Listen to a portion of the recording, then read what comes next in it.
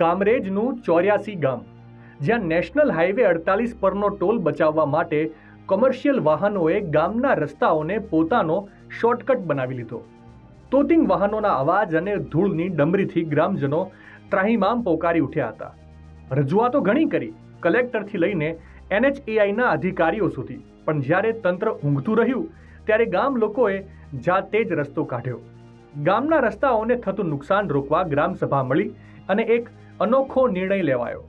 પંચાયતે પોતાની slip book છપાવી અને શરૂ કર્યો ગામનો ટોલ. નાના વાહનો પાસેથી ₹50 અને મોટા વાહનો પાસેથી ₹100.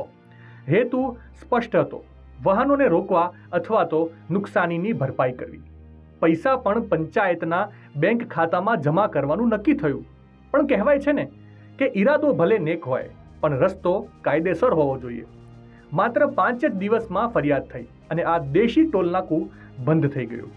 પોલીસ તપાસ શરૂ થઈ, સ્લીપ બુકો કબજે લેવાઈ અને ઉઘરાવેલા નાણાં પણ જમા થયા. કાયદાની દ્રષ્ટિએ સરકારની મંજૂરી વગર ટોલ ઉઘરાવવો એ ગુનો છે, જે અહીં જાણતા અજાણતા થઈ ગયો.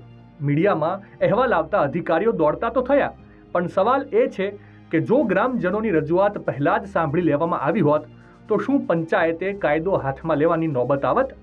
એક તરફ ગામના રસ્તા બચાવવાની મથામણ છે તો બીજી તરફ કાયદાનું ઉલ્લંઘન. તમારું શું માનવું છે? શું તંત્રની લાપરવાહીએ ગ્રામજનોને આ પગલું ભરવા મજબૂર કર્યા? કોમેન્ટ કરીને જરૂરથી જણાવજો.